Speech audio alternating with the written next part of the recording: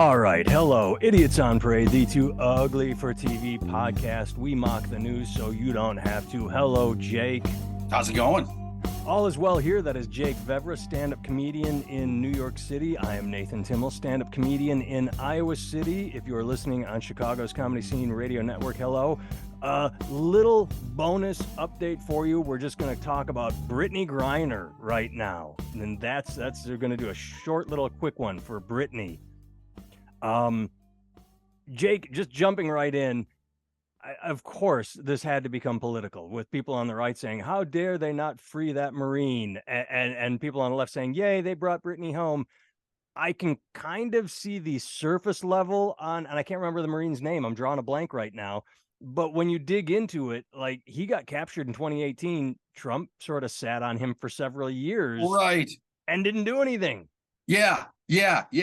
I love that they're like, this guy who we literally did not know about until 3 p.m. today when Sean Hannity told us about it. I'm shocked and I'm outraged about this. And it's like, because I first heard she's getting free, and I'm like, great. You'd think this should be a bipartisan thing everybody's just kind of happy about, but they're like, nope, we got to find some way to, one political side of the aisle has to attack the other side over this. And it's just, it's insane. Well, and I hate the worst argument you can make is the what about what about this? Well, what about this? So I hate that I'm going to do it. But at the same time, something that hit almost immediately, and I'm like, oh yeah, I remember that. At the same time that Trump was not bringing him home, the Marine, he was negotiating the release of 5,000 Taliban prisoners that then went on to perform a few terrorist attacks against American bases. And so it's interesting who he did get released. That's true. And again, like you said, totally different thing. We were trying to withdraw from the country. Yes. So it's not like, I mean, if you're leaving a country and you're not going to have anyone to guard the bases, I guess those guys are going to get a key at some point. So like that was going to happen.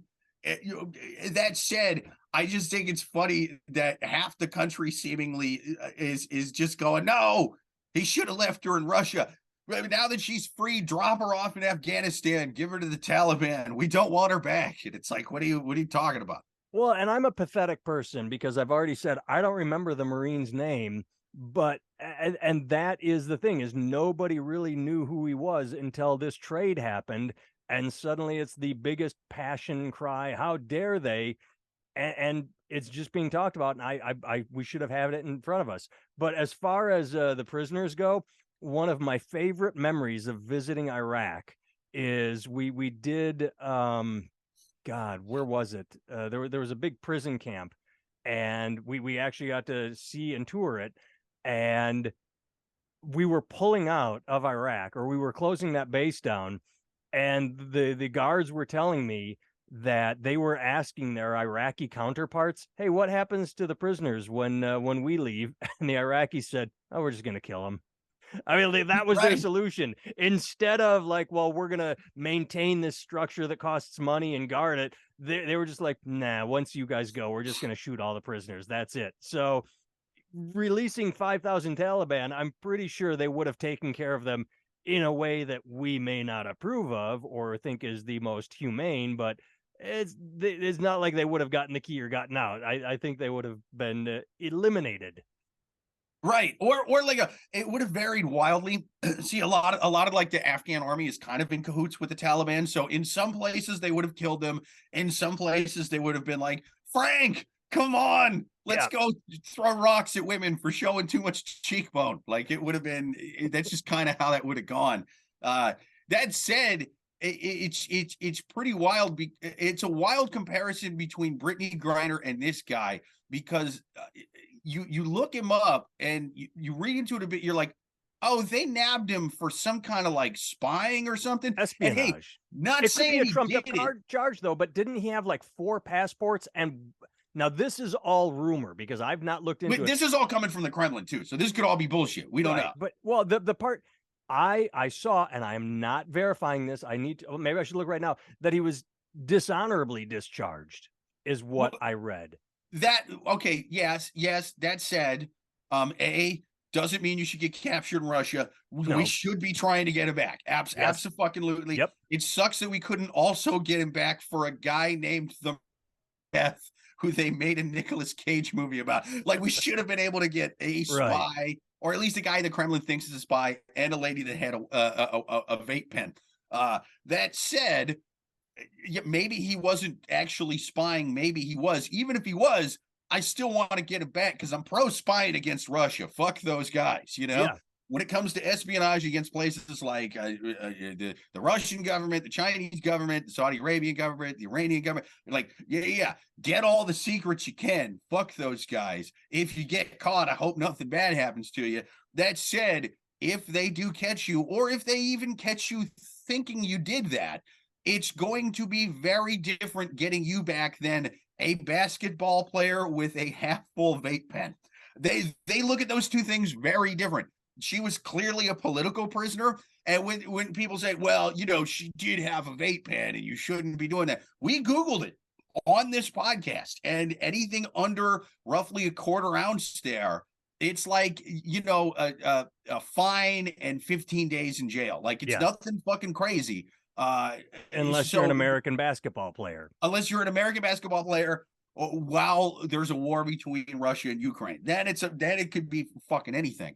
So it's clearly a political prisoner situation where the other one could be trumped up charges, but they're claiming espionage. So the Kremlin at least thinks he fucking did something. Now, should we have gotten him back for a guy called Merchant of Death? Yeah, probably. You know. Probably. That said, there's an entire war going on without the Merchant of Death. You know, if anything, you could make the argument was replaced. He got taken out of the system, yes. And someone stepped up, kind of like when a cartel leader goes down, there's a big fight to get to the top. In fact, if you really want to get weird about it, if you want to go pro Merchant of Death, while the Merchant of Death was away, a war in Ukraine started. Maybe he was sort of like keeping the shit at shoe level. You know what I mean? This Merchant of Death, he's like, listen, I'm trying to only kill a few people to create a war because I'm the angel of death, but the angel of death is still an angel. You know what I'm saying? Right. So like maybe the Merchant of Death was, but I that's clearly not the case. I'm just saying Russia was somehow able to do bad shit without this one guy. And two thoughts. One, and this didn't happen, but there are notorious gang members that go to jail and then just run their gang from jail. That happens. Didn't happen here, but you could be. But two, completely unrelated and different. Jake, Brittney Griner was in jail for a small amount, a trace amount of vape oil. Yes, yes, they locked her up and sent her to jail for a little amount of weed. I can only describe it as disgusting, and what we still do for trace amounts of weed in most states. That's what I was just gonna say. Do we have anybody in prison here in America under the, like, everybody was screaming like, how dare they put her in jail for that? Maybe we should check our own prisons. Maybe we should look into who we have locked up. Yes. Us getting mad at Russia for locking up someone for just a little bit of weed. That's sort of like Saudi Arabia and Qatar coming to us and going like, you guys overturning Roe v. Wade is sexist.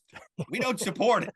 We believe in the woman's right to choose to have an abortion, not to choose anything else. Anything else, it's 5 across the eyes for even thinking about choosing. I don't even want to hear the words choose come out of her mouth. Forbidden word. So, unless she's talking about abortion and Roe v. Wade specifically, you guys are sexist monsters.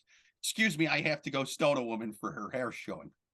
Or, and this is, again, I'm going sideways with it. It's funny how other parts, and I had this happen with Qatar. With Qatar, they talk about how with the anti-gay stuff going on at the World Cup, they said maybe America should look in its own mirror with your history of slaughter and slavery. You know who was really big into slavery? The Middle East. If you search out the slave trade, a lot went to the West, but a lot went to the Middle East. So nobody's innocent in anything ever. Nobody is ever innocent. We are all hypocrites. We are all guilty. They're pointing at us for that shit. It's like, yeah, we did look into our history 150 fucking years ago, and then we emancipated people. We made a bunch of movies about it. We teach about how fucking wrong it is. We didn't do that shit last week. Your shit was last week. Exactly. It's sort of like when Kanye was, people like defending Kanye were going, well, what about Mel Gibson? He took his lickings. He went from A-lister to doing independent action roles that get released straight to DVD. Straight to DVD. And some of them are actually pretty good. Some are horrible, but right. And that's for doing way less. He said, in retrospect, not even that bad, dude. What he said was pretty bad, but he was saying it as he was being handcuffed, blackout drunk for driving drunk, and being thrown into the back of a squad car. He just kind of muttered it to a cop. He may or may not even remember saying anything. Well, there were also the phone calls. And and the phone calls afterwards, which A, he didn't know were private, and B, I'm not waving little N-bomb dropping in the phone calls. Right.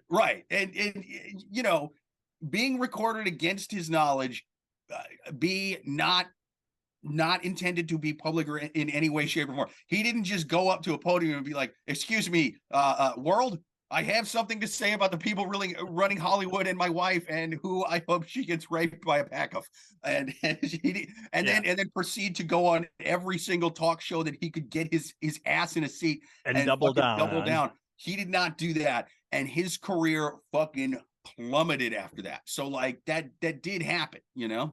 Yes, it did. So yeah, comparing those two things is fucking nutty.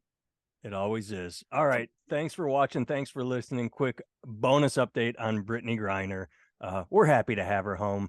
And I will, before we wrap this, sure. I will say that the people that are getting shocked that Qatar's anti-gay, like, you couldn't figure that out by looking at the outfits.